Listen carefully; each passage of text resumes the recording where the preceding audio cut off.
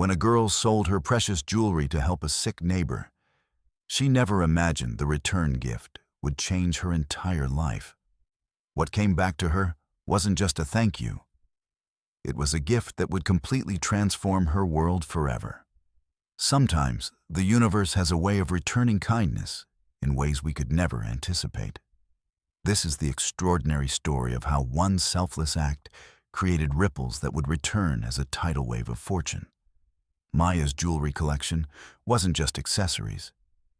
They were fragments of her soul, each piece telling a story of triumph and love. The antique locket from her grandmother, the bracelet from her first paycheck, the earrings she'd saved for months to buy. These weren't mere possessions. They were her anchors in a world that had rarely shown her kindness. At 23, Maya was barely keeping her head above water. Her studio apartment's rent kept climbing, her part-time jobs barely covered expenses, and her dream of attending art school seemed to drift further away with each passing month.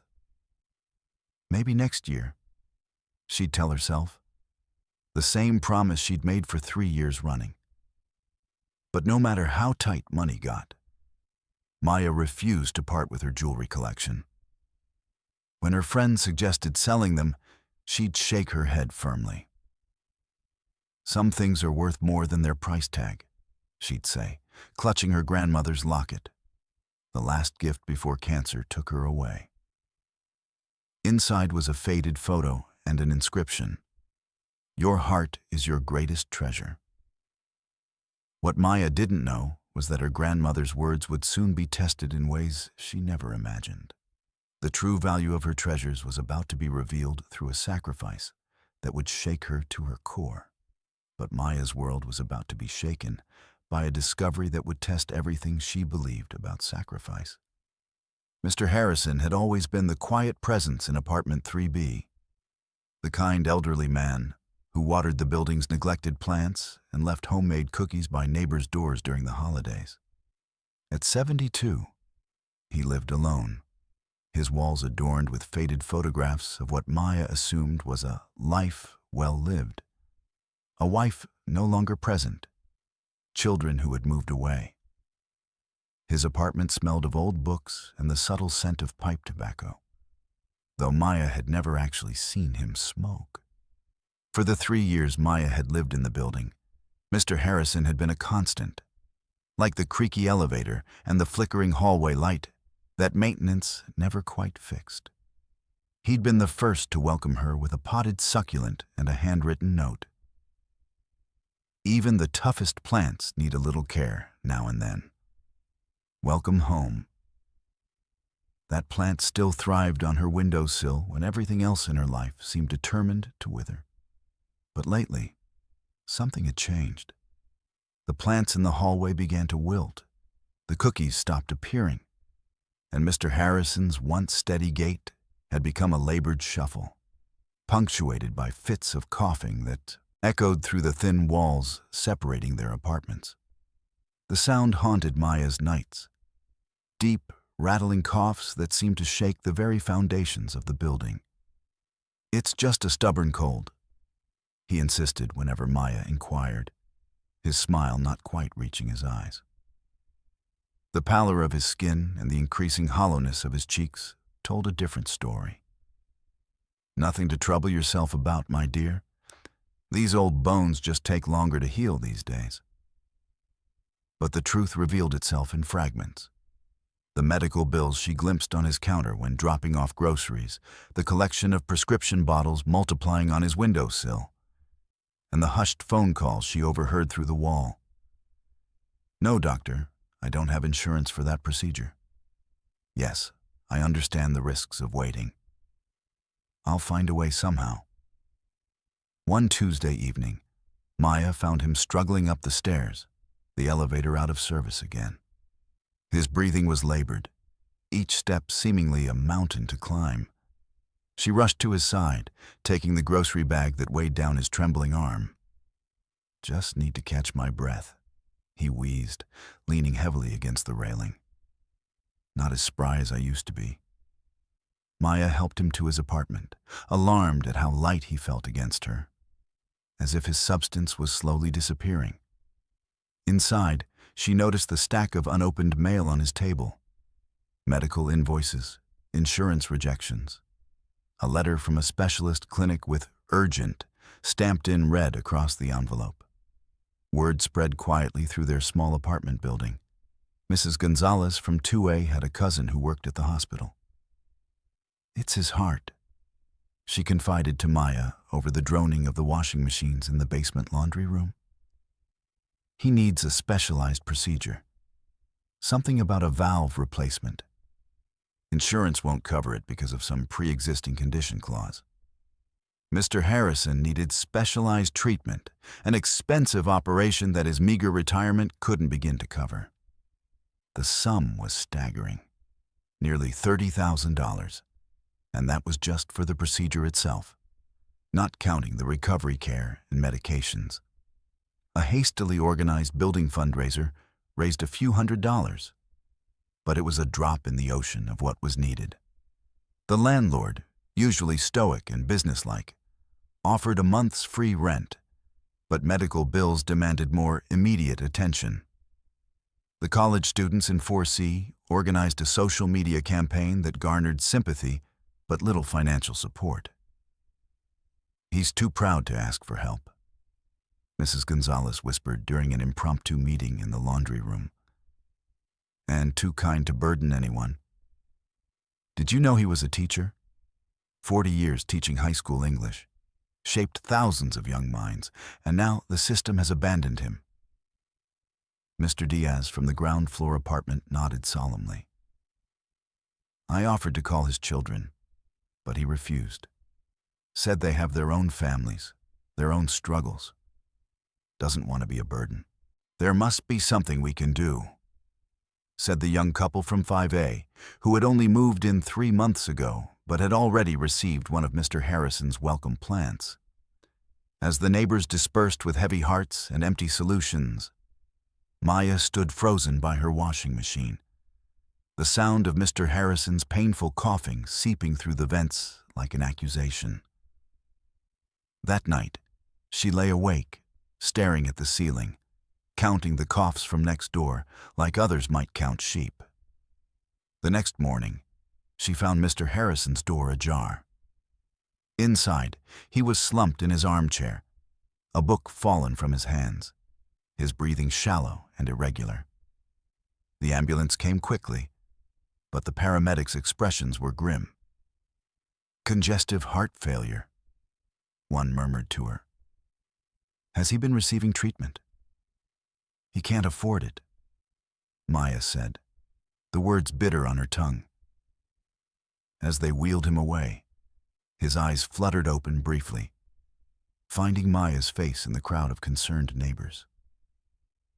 "Don't forget to water the plants," he whispered, a ghost of his usual smile crossing his lips before unconsciousness claimed him again. What Maya would do next would shock everyone who eventually discovered her secret. Maya's apartment felt unnaturally quiet that evening. The absence of Mr. Harrison's familiar movements next door created a void that seemed to swallow all other sounds. The hospital had stabilized him, but the prognosis was clear. Without the operation, his time was measured in weeks, not years. She sat cross-legged on her bed, surrounded by her jewelry collection spread across the faded quilt, a constellation of memories mapped out in precious metals and stones.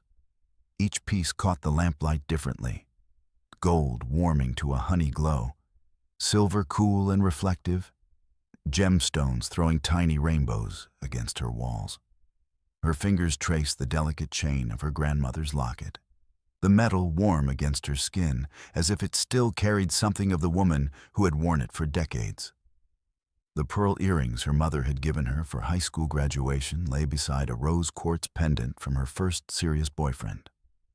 The thin gold bracelet she'd bought herself after landing her first real job glinted next to the vintage brooch she'd found at a flea market on a rare good day when possibilities had seemed endless. Each piece was a milestone, a memory made tangible.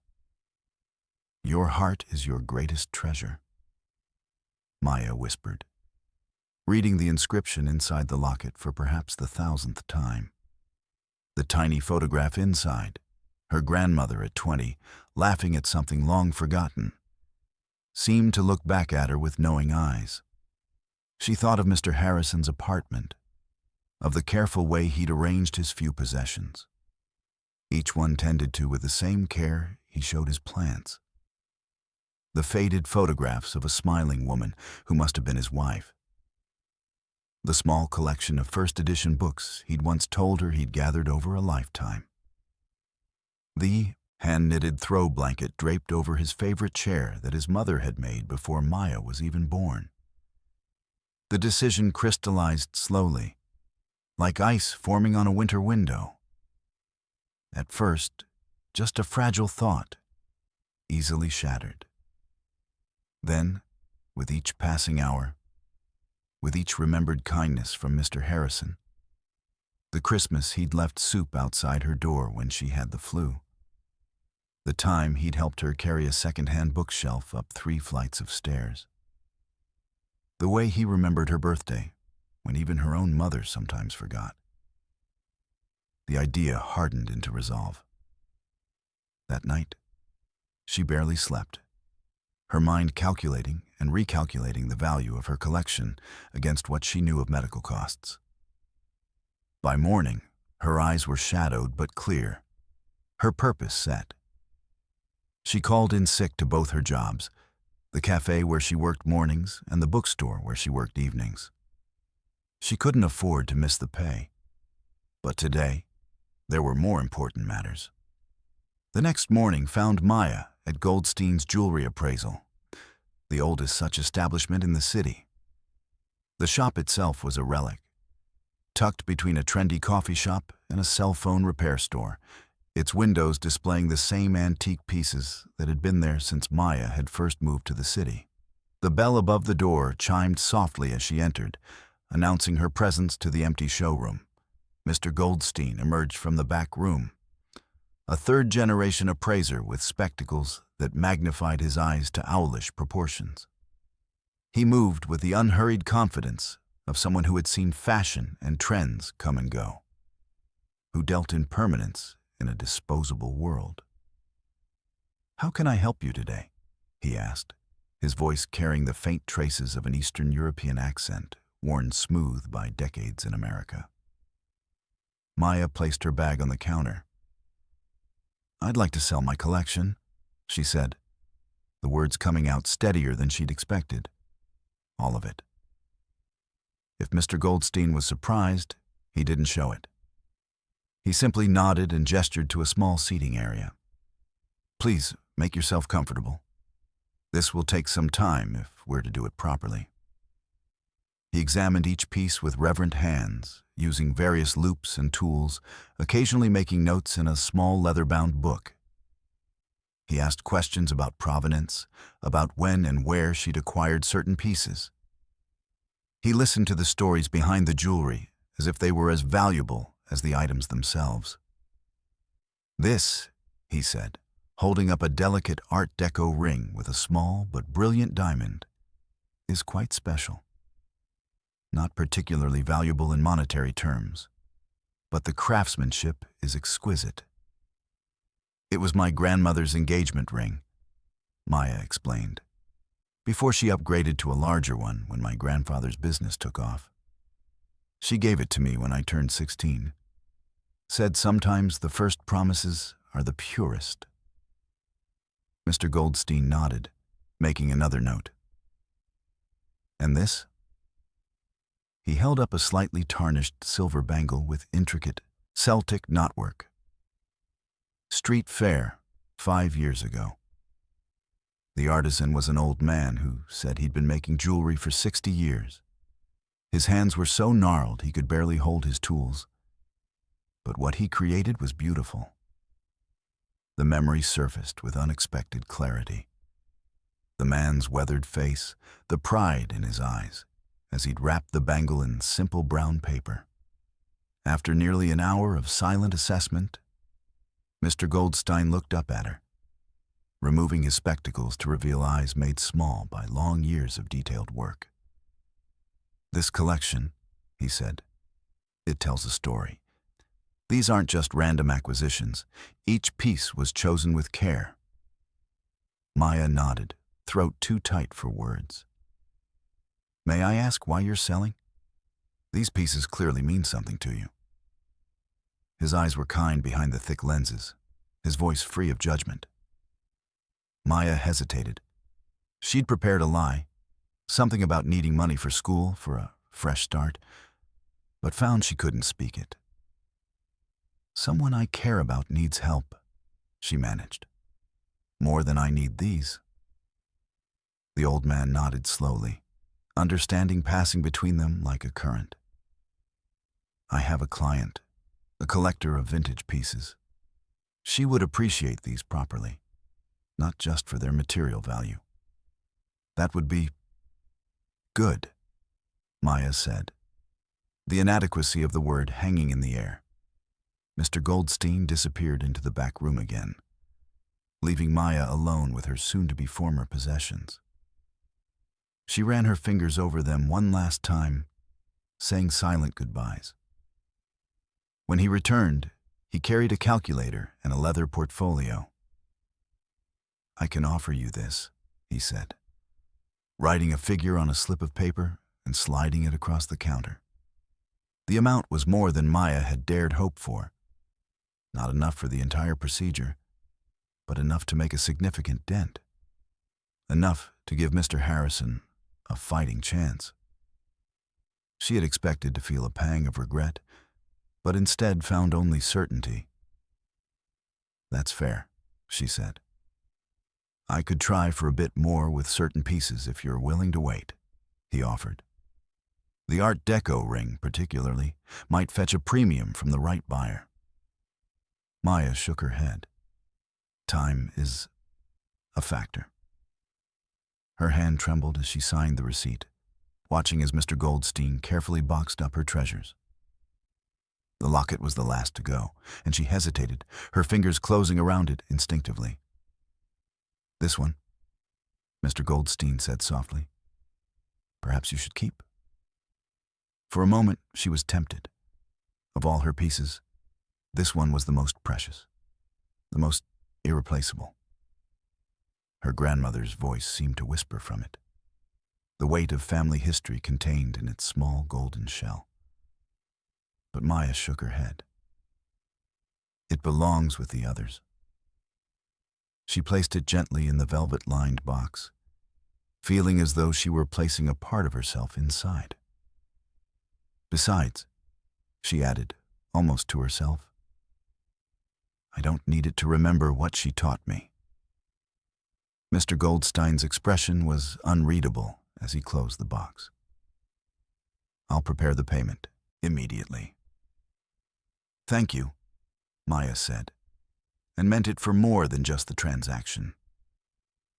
The weight of the cashier's check in her pocket felt both heavier and lighter than the jewelry had been. Walking home, she felt strangely unburdened, as if she'd shed something more than just material possessions. The city around her seemed different somehow. The same streets and buildings, but viewed through new eyes. She stopped at a small flower shop and bought a simple potted plant with some of the cash Mr. Goldstein had included for immediate expenses. The plant was nothing special, just a hardy little fern that the florist assured her was difficult to kill. But it felt right to have something living, something growing, to mark this day. The hospital was a 20-minute bus ride away, a sprawling complex of buildings that seemed designed to confuse and intimidate. Maya clutched the check tightly as she navigated the maze of corridors, following signs for the administrative offices. The hospital administrative office was a maze of beige corridors and fluorescent lighting. The woman behind the billing desk looked up with the practiced neutrality of someone who had seen every variety of human drama play out before her. Her name tag read, Diane, and she wore a cardigan despite the warmth of the day. "I'd like to make a payment toward a patient's procedure," Maya said, sliding the check across the counter. "Anonymous, please." Diane's eyebrows rose slightly as she saw the amount. "This is very generous. The patient's name?" "Harrison. Edward Harrison." Fingers clacked on a keyboard. "Ah, yes. Heart valve replacement scheduled for next week, pending financial clearance." She looked up at Maya with new interest. "Family member?" "Neighbor," Maya said simply. Something in the woman's face softened. "I see." She studied Maya more carefully, taking in her worn jeans, the simple t-shirt, the scuffed shoes. "This is a significant contribution." Maya nodded, not trusting herself to speak. "I'll make sure this is processed immediately, and anonymously, as requested."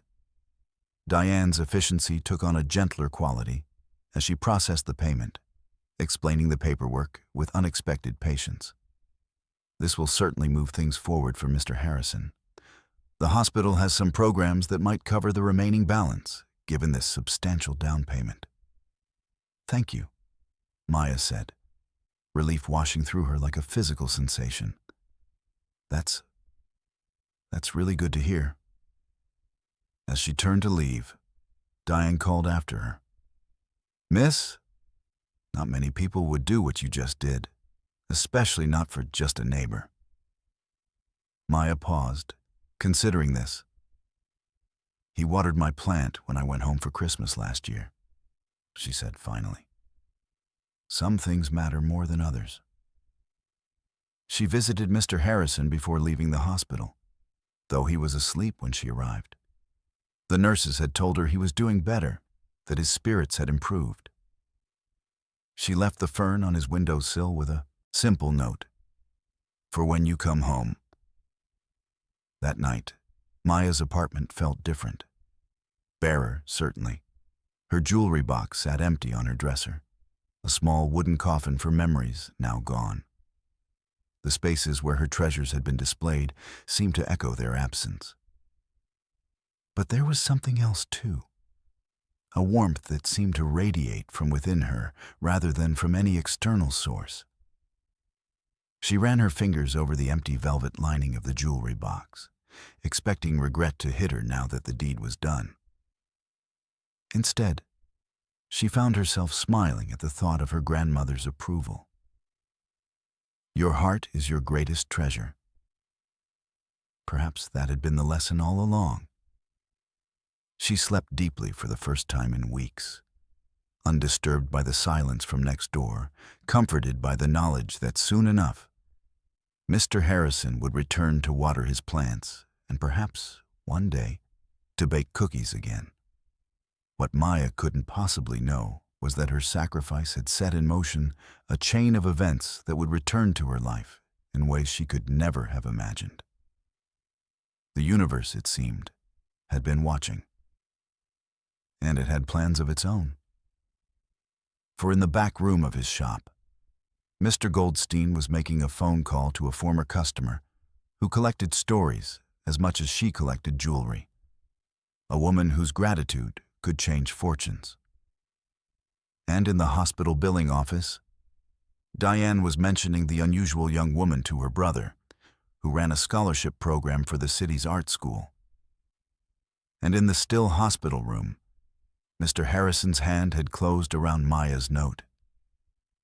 His dreams filled with gardens where every plant thrived under careful tending. 3 weeks passed.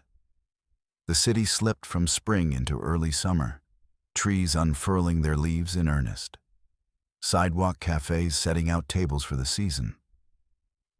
Maya moved through her days in a routine that felt both familiar and subtly altered. The morning shifts at the cafe, the evening hours at the bookstore, the quiet apartment that still echoed with absence. Mr. Harrison's surgery had been successful. She'd learned this from Mrs. Gonzalez, who seemed to have appointed herself the building's unofficial information hub.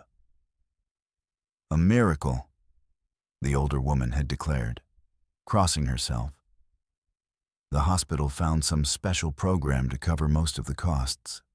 God provides. Maya had nodded, hiding her smile behind a sip of the tea Mrs. Gonzalez had insisted on making her. That's wonderful news. He's staying with his daughter in Connecticut while he recovers, Mrs. Gonzalez continued. Says he'll be back in a month or so. Left me a key to water his plants. She'd looked at Maya with something like suspicion then. Strange thing, though. He was convinced you'd been visiting him in the hospital. Said you left him a fern. Maya had shrugged, her face carefully neutral. Maybe the medication made him confused. Now, as she arranged books on the shelves at Thornfield Books, she found herself pausing over titles she thought Mr. Harrison might enjoy. His collection of first editions had been impressive, mostly early 20th century American literature, with a few British classics mixed in. She set aside a reasonably priced copy of Steinbeck's The Winter of Our Discontent that had come in with a recent estate sale. Perhaps a welcome home gift. Maya? Her manager's voice broke through her thoughts. There's someone asking for you at the counter. Puzzled, Maya made her way to the front of the store. Few people sought her out at work. Her small circle of friends knew her schedule was too unpredictable for drop-ins. The woman waiting at the counter was a stranger. Tall and striking, with silver hair cut in a sleek bob, she wore a linen suit that spoke of quiet money. Not their usual customer, who tended more toward graduate students and retirees on fixed incomes. Maya Delaney? The woman asked, her voice carrying the crisp authority of someone accustomed to being listened to. Yes? Maya wiped her dusty hands on her jeans, suddenly conscious of her worn t-shirt and the pencil stuck through her messy bun. My name is Eleanor Whitman. The woman extended a hand with a firm handshake. I was hoping we might speak privately for a moment. Maya glanced at her manager, who nodded with undisguised curiosity. Take 15 if you need it. The shipment from Powell's can wait. They settled at a small table in the cafe section of the bookstore, the afternoon light slanting through windows, still bearing traces of last week's rain. I'll come straight to the point, Eleanor said, placing an elegant leather portfolio on the table between them. I recently acquired a collection of jewelry from Isaac Goldstein. Maya's heart stuttered. I see. It's a remarkable collection, each piece with its own story, its own soul, for lack of a better word. Eleanor studied Maya with keen eyes that missed nothing. Isaac is an old friend. We've done business for many years. He's never told me about the previous owners of the pieces I've acquired through him. Until now. Maya remained silent, uncertain where this conversation was heading. He told me why you sold your collection. Eleanor's voice softened slightly. About your neighbor. Mr. Goldstein shouldn't have. Isaac is a good judge of character, Eleanor interrupted gently. He thought I should know who had owned these treasures before me. And he was right. She opened the portfolio, revealing photographs of Maya's jewelry professionally shot against black velvet. I'd like to commission you to write the stories behind these pieces. Maya blinked. I'm sorry? I collect more than jewelry, Ms. Delaney. I collect stories, provenance, history, meaning. These pieces speak to me, but you know what they're truly saying. Eleanor turned a page in the portfolio. I'm prepared to pay $5,000 for detailed accounts of each piece. Where you acquired it, what it meant to you, any memories associated with it. Maya's breath caught. $5,000, more than she'd make in 2 months at both her jobs combined. Why? She asked finally. Eleanor smiled, the expression warming her composed features. Because beautiful things deserve their stories told. Because someday, long after you and I are gone, someone will hold that Art Deco ring or that Celtic bangle and wonder about the hands it passed through. She closed the portfolio. And because what you did for your neighbor moved me, it's rare to find such selflessness these days. Maya stared at her hands, unsure how to respond. Part of her wanted to refuse, to keep the stories of her jewelry as private as she'd intended the donation to be. But another part recognized the poetry in it, that the memories she'd thought sacrificed might be preserved after all. "I'll need some time to think about it," she said finally. "Of course." Eleanor produced a business card from an inner pocket. "My information. The offer stands whenever you're ready." As Eleanor rose to leave, she hesitated. "There's one more thing. The locket. Your grandmother's, I believe? Isaac mentioned it held special significance for you." Maya nodded, a familiar ache blooming in her chest at the mention of the locket. Eleanor reached into her handbag and withdrew a small velvet box. "I'd like you to have this back. Some connections shouldn't be broken." Before Maya could protest, Eleanor placed the box on the table and walked away, her elegant figure disappearing among the bookshelves. With trembling fingers, Maya opened the box. Inside lay her grandmother's locket, the gold catching the light just as it always had. She opened it carefully, finding the familiar inscription and photograph intact. A small note had been tucked inside the box. "Your heart is indeed your greatest treasure. E.W." The tears came then, silent but insistent, falling onto the smooth metal of the locket like rain. Around her, the bookstore continued its quiet afternoon rhythm. Customers browsing, the coffee machine hissing, her manager chatting with a regular by the new releases table. But Maya felt as though she'd stepped into some parallel world where kindness from strangers wasn't just possible, but real. She fastened the locket around her neck, its familiar weight settling against her collarbone like a homecoming. That evening, as she climbed the stairs to her apartment, she noticed something different. A soft light spilled from beneath Mr. Harrison's door, and the faint sound of classical music. Debussy, she thought, drifted into the hallway. She paused, her key halfway to her own lock, heart suddenly racing. Before she could decide whether to knock, the door opened. Mr. Harrison stood there, thinner than before, a new scar visible at the neck of his button-down shirt, but unmistakably alive, vital. His eyes brightened when he saw her. "Maya," he said, her name carrying the weight of genuine pleasure. "I was hoping I'd see you tonight." "You're back," she said, unnecessarily, surprise making her eloquence flee. "I thought you were staying with your daughter for another few weeks." He smiled, the expression crinkling the corners of his eyes. "Connecticut was lovely, but there's no place like home. Besides," he gestured behind him, "someone needed to water that fern you left me." Maya felt heat rise to her cheeks. "I don't know what you mean." "Of course not." His eyes twinkled with knowing amusement. "Just as you don't know anything about an anonymous donation that made my surgery possible." "Mr. Harrison." "Edward, please. I think we're beyond formalities now." He opened his door wider. "Would you care to come in?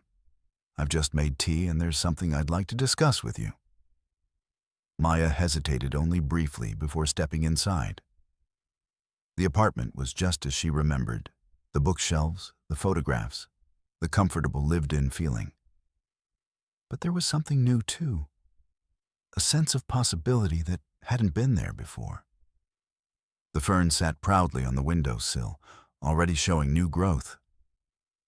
"Your note," Mr. Harrison, Edward said. gesturing to the small card she'd left at the hospital, now propped against a framed photograph. It got me thinking. About? Maya asked, accepting the cup of tea he offered. About second chances. About what we owe each other. He settled into his armchair with a slight wince that betrayed his still healing body. And about what I'm going to do with however many years this new heart valve gives me. Maya sipped her tea, waiting. I've been writing to you, he said, indicating a leather-bound notebook on the side table. Every day during my recovery. Letters I wasn't sure I'd ever give you. Letters about what? His smile deepened, eyes bright with purpose. About everything. My life. The books I've loved. The mistakes I've made. The people who changed me. He leaned forward slightly. I was a teacher for 40 years. Did you know that? English literature at the high school level.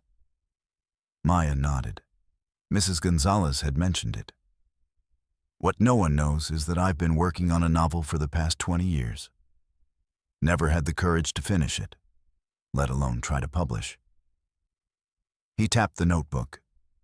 But this brush with mortality has a way of clarifying things. I'm going to finish it now. That's wonderful, Maya said, genuinely pleased. And I'd like your help. The statement hung in the air between them, an unexpected bridge. You work at a bookstore. You understand stories.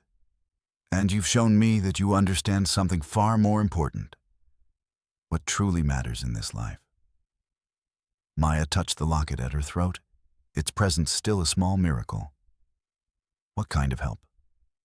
Reading drafts, honest feedback, perhaps some research. His eyes held hers steadily. In exchange, I'd like to teach you what I know about writing. A fair trade, I think.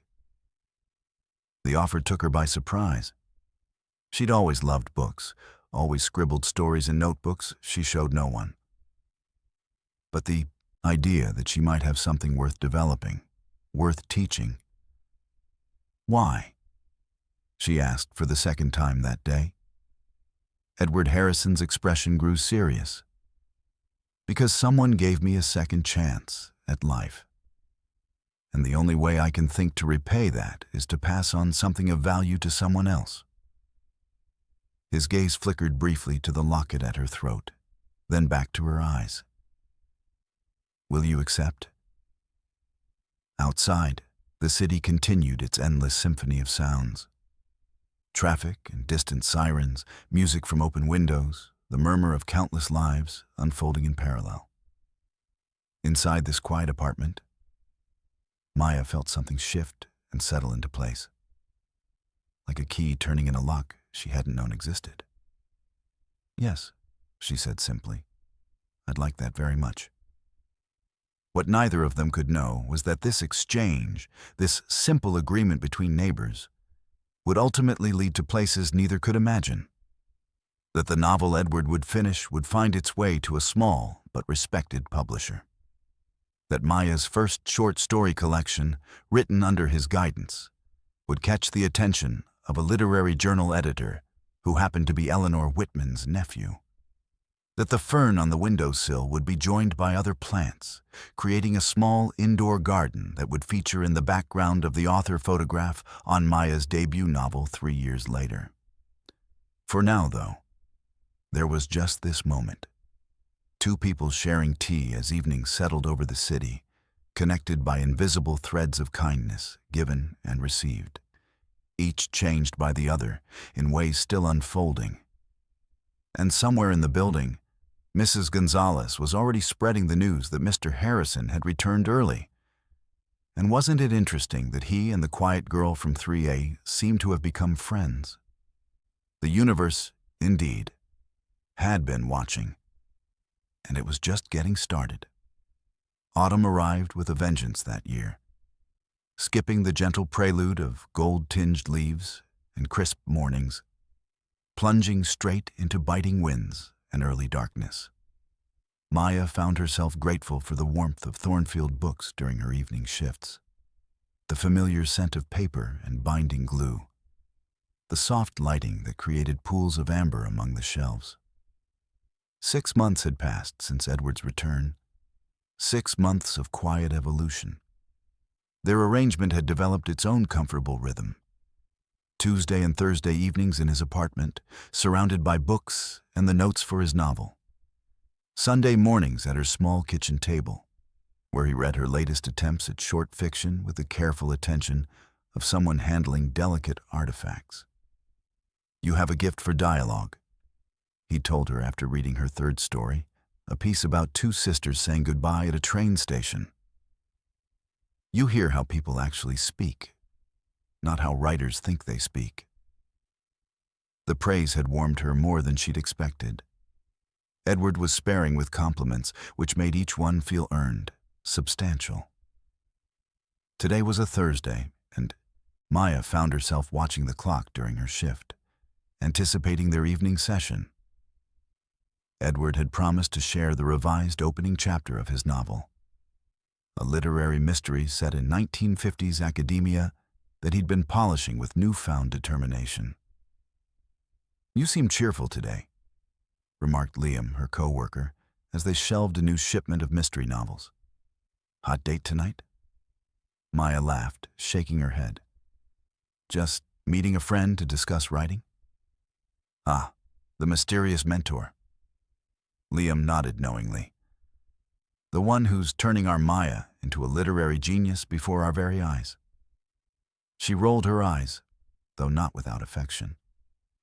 Her small collection of published stories, 3 now, in increasingly respectable literary journals, had become something of a point of pride among the bookstore staff. "He's just a neighbor who knows a lot about books," she said, downplaying the relationship as she always did.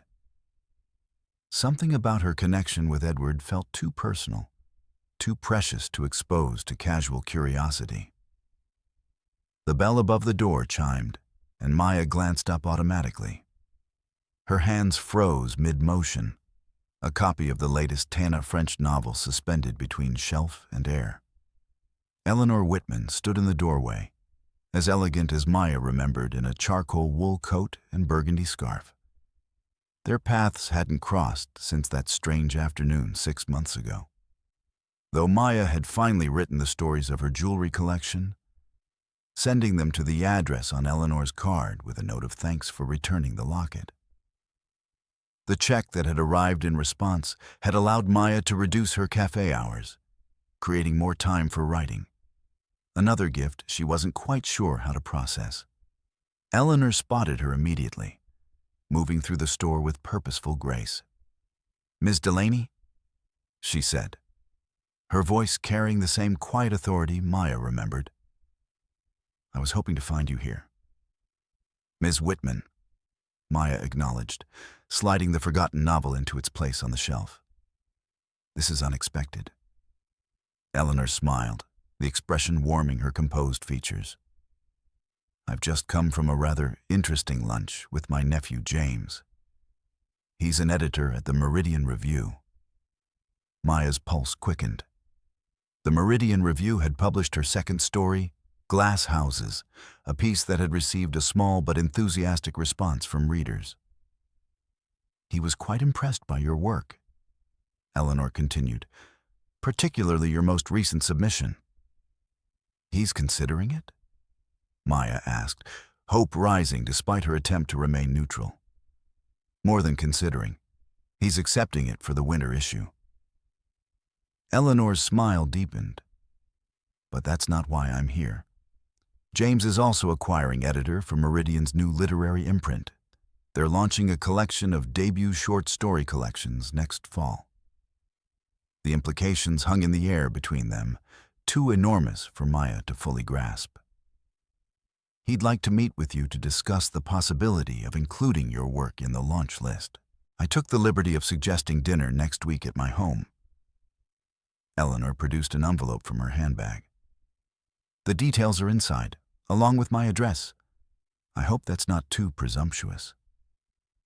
Maya accepted the envelope with numb fingers. No, that's very kind. Thank you. Your stories about the jewelry were exquisite, Eleanor said, her voice softening. You have a rare gift for finding the extraordinary within the ordinary, for seeing the value in things and people that others might overlook. Before Maya could respond, Eleanor glanced at her watch. I'm afraid I have another appointment, but I look forward to seeing you next week. She turned to leave, then paused. Oh, and please feel free to bring a guest. Your writing mentor, perhaps? James would be delighted to meet him as well. With that, she was gone, leaving Maya standing among the mystery novels, the envelope in her hand, feeling impossibly heavy with potential. Liam appeared at her elbow, wide-eyed. Was that Eleanor Whitman?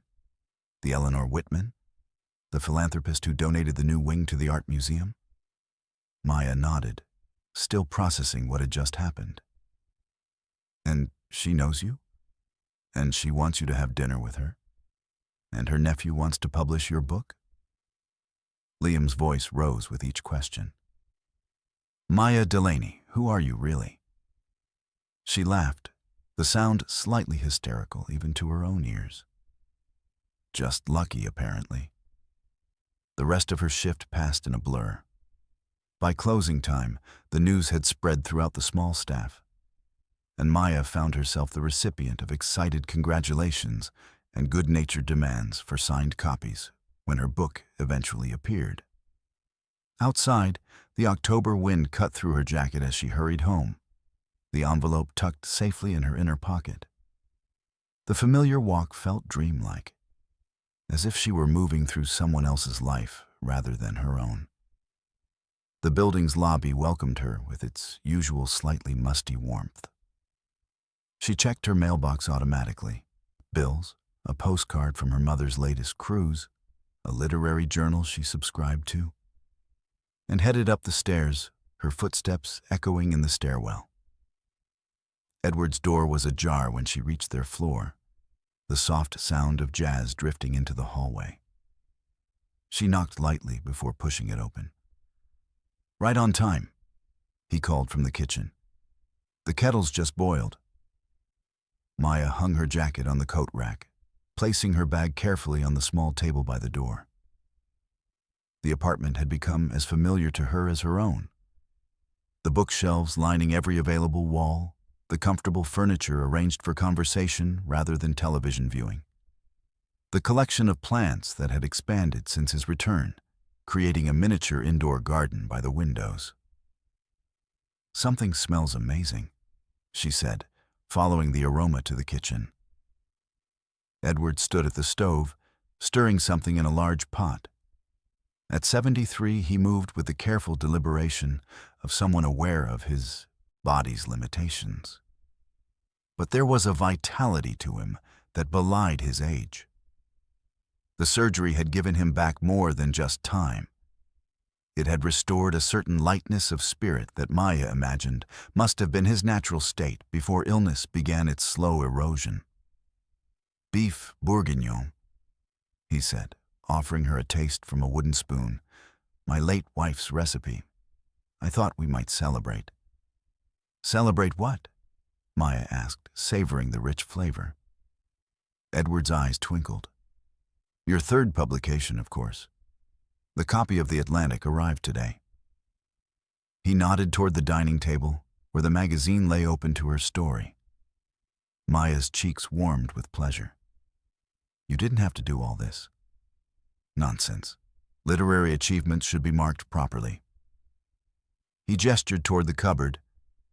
Would you mind getting the plates? The bread should be ready in 5 minutes. They worked in companionable silence, setting the table, pouring wine, falling into the easy rhythm they'd developed over months of shared meals and conversations. It wasn't until they were seated, the stew steaming between them, that Maya remembered the envelope. Something happened today, she said, pulling it from her pocket. Something unexpected. Edward listened intently as she recounted Eleanor's visit and the invitation, his expression shifting from surprise to pride to a quiet joy that made his eyes bright in the lamplight. "Maya," he said when she finished, reaching across the table to clasp her hand briefly. "This is extraordinary. A collection with Meridian. That's significant. They only publish work of exceptional quality." "It's not certain yet," she cautioned, though she couldn't quite suppress the bubble of excitement in her chest. "Just a meeting." Edward shook his head, smiling. "I've read enough of your work to know what they see in it. This is just the beginning." They spent the evening discussing possibilities, what stories might be included in the collection, how long the editorial process might take, whether she should consider reducing her work hours further if the book deal materialized. Edward took notes in his precise handwriting, asking thoughtful questions that helped clarify her own thinking. It wasn't until she was preparing to leave, gathering her notes and the marked-up draft of her latest story, that she remembered Eleanor's final comment. "She said I could bring a guest to the dinner," Maya said, pausing at the door. "She specifically mentioned my writing mentor. Would you consider coming with me?" Edward's expression softened. "I'd be honored. But are you sure you want a creaky old man tagging along for your big moment?" Maya studied him, this man who had become so unexpectedly central to her life, whose kindness and wisdom had helped her find a voice she hadn't known she possessed. "There wouldn't be a big moment without you," she said simply. "Besides, I'll need someone to stop me from babbling nervously all evening." His laugh was warm and genuine. "In that case, how could I refuse? We'll face the literary lions together." As Maya crossed the hallway to her own apartment, the weight of the day's events finally settled fully upon her. She leaned against her closed door, heart racing with a mixture of terror and exhilaration. A book. Her book. Words she had written bound between covers, placed on shelves, perhaps even read by strangers who might find something of value in them. She touched the locket at her throat, a gesture that had become automatic in moments of strong emotion. Your heart is your greatest treasure. Her grandmother had meant love, of course. The capacity to care deeply, to connect, to see value in others. But perhaps she had also meant this: the courage to speak one's truth, to shape experience into story, to offer one's perspective to the world. Outside her window, the city lights blurred through a sudden sheen of tears. Not sad tears, but the kind that come when joy expands beyond what the body can contain. Somewhere in that vast metropolis, Eleanor Whitman was perhaps telling her nephew about the young writer she'd discovered. In the apartment across the hall, Edward Harrison was likely making notes for their next session, his belief in her talent unwavering. And in countless other rooms, people Maya would never meet were living stories she might someday write. Loving, losing, finding unexpected connections in a world that often seemed designed to keep people apart. For now, though, there was just this moment. Standing in her small apartment, the future unfolding before her like a road suddenly illuminated after long darkness. Each step forward a choice to believe in possibility. Maya moved to her desk and opened her notebook. There was a new story forming, one about gifts given without expectation of return, about how generosity creates ripples that travel farther than anyone can see. She began to write. The week before Eleanor Whitman's dinner party passed in a blur of anticipation and preparation. Maya found herself standing before her open closet on Thursday evening, surveying the limited options with growing dismay. Her wardrobe, practical and modest, suddenly seemed woefully inadequate for an evening at the home of one of the city's most prominent art patrons. "It's hopeless," she told Edward over their usual Tuesday writing session. Everything I own screams bookstore clerk on a budget. Edward looked up from the manuscript pages spread across his dining table, his reading glasses perched on the end of his nose. Eleanor invited you because of your writing, not your wardrobe. Wear something you feel comfortable in. Easy for you to say. Maya sighed. Men can get away with a decent jacket and tie anywhere. He chuckled, marking a note in the margin of her latest story. True enough, though I'm facing my own sartorial crisis. My best suit dates back to the Obama administration. The solution arrived unexpectedly on Friday afternoon in the form of Mrs. Gonzalez, who intercepted Maya in the building's lobby. So, I hear you're having dinner with Eleanor Whitman, the older woman said, her tone suggesting this information ranked somewhere between neighborhood gossip and state secret. Maya shot a questioning look toward Edward's apartment door. News travels fast. Mrs. Gonzalez waved away the implied accusation. Edward mentioned you needed something to wear.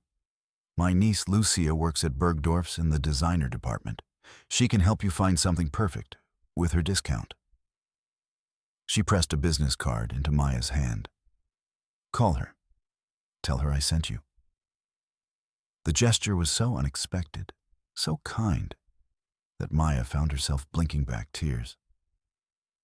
Thank you, Mrs. Gonzalez. That's incredibly thoughtful. The older woman's expression softened. We look after our own in this building, dear. Always have. She patted Maya's arm. Besides, it's not every day one of us gets invited to dine with the Whitmans of the world. You'll represent us all. Lucia proved to be a godsend, efficient, honest, and possessed of an unerring eye for what would suit Maya's slender frame and modest budget. By Saturday afternoon, Maya was the owner of a simple but elegant navy blue dress that somehow managed to look both professional and special occasion worthy. The cut is classic, Lucia explained as Maya twirled before the fitting room mirror. You'll be able to wear this for years, interviews, parties, whatever comes your way. She winked. And with your grandmother's locket, it's perfect. Sunday evening arrived with crystalline clarity, the autumn air scrubbed clean by an afternoon rain shower. Edward met Maya in the lobby at 6, looking distinguished in a charcoal gray suit that had been expertly tailored to accommodate his slightly thinner post-surgery frame.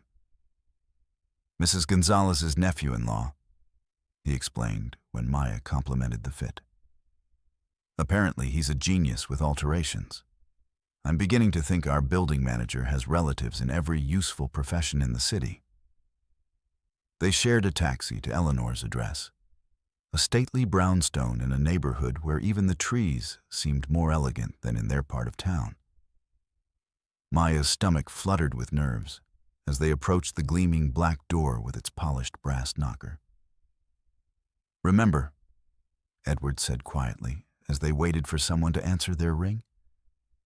They invited you because they believe in your talent. You belong here.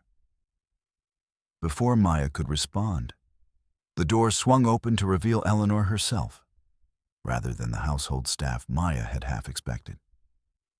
Maya, Edward, welcome. Her genuine warmth immediately eased some of the tension in Maya's shoulders. Please, come in out of the cold. The interior of the brownstone was both grander and more intimate than Maya had imagined. Museum-quality artwork hung on walls painted in rich, warm colors. Bookshelves lined the hallway, leading to what appeared to be a library, their contents clearly well-read, rather than merely decorative. The overall effect was of cultured comfort rather than ostentatious display. What a magnificent home, Edward said, his appreciation evident as he paused before a small but exquisite landscape painting. Thank you.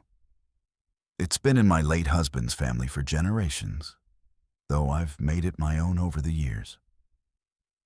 Eleanor guided them toward the sound of conversation and soft jazz.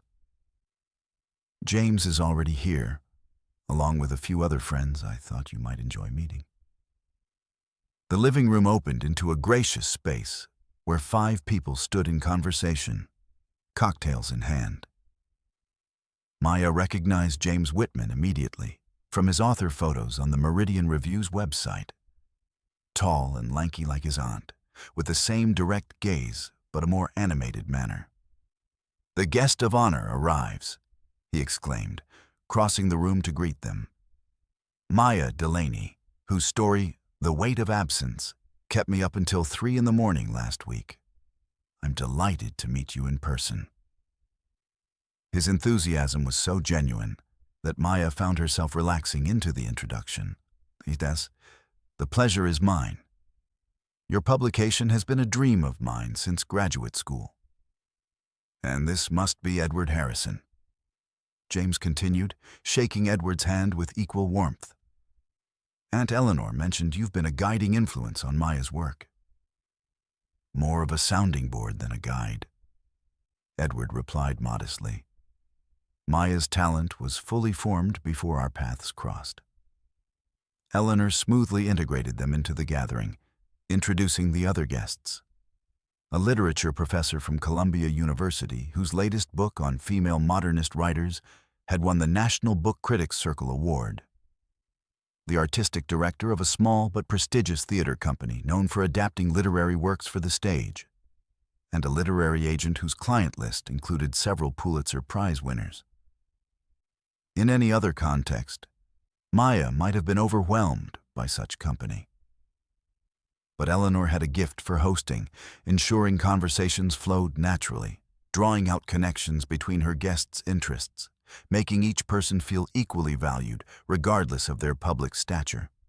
By the time they moved to the dining room for dinner, Maya found herself engaged in a spirited discussion with the theater director about the challenges of adapting short fiction for performance. "Your story, Glass Houses, has such visual elements," the woman was saying, as they took their seats at a table set with understated elegance. The scene where the protagonist realizes the transparency of her own defenses, that would translate beautifully to stage. "I've never thought of my work in that context," Maya admitted, both flattered and intrigued by the idea. "That's often the case with truly original voices," James commented from across the table. "They create work that resonates across forms because they're tapping into something fundamentally human." The meal that followed was exceptional. Not just in the chow, quality of the food, which was sublime, but in the quality of the conversation. These were people who lived and breathed literature, who discussed ideas with the same appreciation they showed for the perfectly prepared duck breast and the well-paired wine.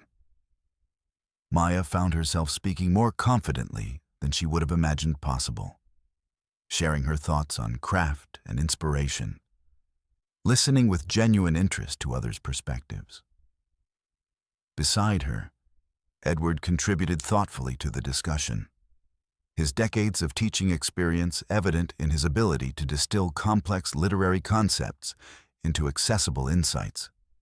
It wasn't until the dessert course, a delicate pear tart with cinnamon ice cream, that James finally broached the subject of Maya's potential book. "I've read all 7 of your published stories," he said, leaning forward slightly. "Plus the 2 you've submitted to us that are still under consideration. That gives us 9 for a collection, assuming you're amenable to including them all." Maya nodded, her heart beating a rapid tattoo against her ribs. "I have 3 more that I believe are nearly ready," she offered, "and ideas for several others." "Excellent. A collection of 12 to 14 stories would be ideal." James's expression grew more focused, shifting subtly from dinner guest to editor. "What I'd like to propose is a contract for your debut collection, tentatively titled The Weight of Absence, unless you have another title in mind." "No, that's perfect, actually," Maya said. the reality of what was happening finally sinking in fully. We'd aim for publication next fall as part of our new imprint's launch. The advance would be modest, $15,000. But we'd put significant marketing support behind the collection. He glanced at his aunt with a smile. And I have it on good authority that at least one influential patron of the arts is prepared to host a launch event. Eleanor inclined her head in acknowledgement. It would be my pleasure. I don't know what to say, Maya managed, emotion threatening to close her throat. Say yes, Edward murmured beside her, his eyes bright with pride. Maya took a deep breath, steadying herself. Yes, absolutely yes. Thank you for this opportunity. I won't disappoint you. I know you won't, James replied with conviction. I'll have contracts drawn up this week. In the meantime, he reached into his jacket pocket and withdrew a small notebook. I've made some editorial notes on the stories I've read. Nothing major. Your work is remarkably polished. But a few suggestions for strengthening the collection as a whole. The conversation shifted to practical matters. Timelines, editorial processes, the possibility of readings and literary festival appearances. Maya listened with a growing sense of wonder, as if observing her life transforming before her eyes. Later, as coffee was served in the library, she found a moment alone with Edward near the floor-to-ceiling bookshelves. Are you all right? He asked quietly. It's been quite an evening. Maya nodded, still processing. I keep waiting to wake up, to discover this is all some elaborate dream. Edward's smile was gentle. Not a dream, just the beginning of the next chapter. He gestured to the shelves surrounding them, where first editions and signed copies spoke of Eleanor's lifetime of literary appreciation. Someday your book will be here too, and in countless other libraries, both grand and humble. Because of you, Maya said, the words inadequate for the gratitude she felt. He shook his head firmly. Because of your talent and persistence. I merely provided encouragement anyone would have given had they read your work. Before she could argue further, Eleanor approached, carrying 2 crystal glasses of amber liquid. I thought you might enjoy this, she said, offering them each a glass. It's a 30-year-old Scotch my husband saved for special occasions. He would have approved of tonight's celebration. They accepted the drinks with thanks, the crystal cool and heavy in Maya's hand. I wanted a moment to speak with you both privately, Eleanor continued, her voice warm but serious. What's happening here tonight? This connection between generations, this passing of wisdom and opportunity. It's precisely what I've dedicated my later years to fostering. She turned to Edward. Your guidance of Maya's talent exemplifies the kind of mentorship that keeps literature vital. It's a gift that deserves recognition. To Maya, she added, and your willingness to receive that guidance, to hone your natural abilities through disciplined work, that's equally rare and valuable. Eleanor raised her own glass in a subtle toast. To both of you. May this be just the first of many such evenings where we celebrate the power of stories to connect us. As they sipped the scotch, smoky and complex on Maya's unaccustomed palate, she felt a curious sense of completion, as if some cosmic circle had been drawn around the 3 of them, connecting past, present, and future in ways she couldn't fully articulate but deeply felt. The taxi ride home was quiet, both Maya and Edward absorbed in their own reflections on the evening. The city passed by in a blur of lights and shadow, the familiar made strange by the transformative experience they'd shared. It wasn't until they reached their building, standing in the lobby with its familiar scent of old wood and radiator heat, that Maya found the words she'd been searching for. My grandmother used to say that true wealth isn't what you have, but what you give away, she said, looking up at Edward's kind face.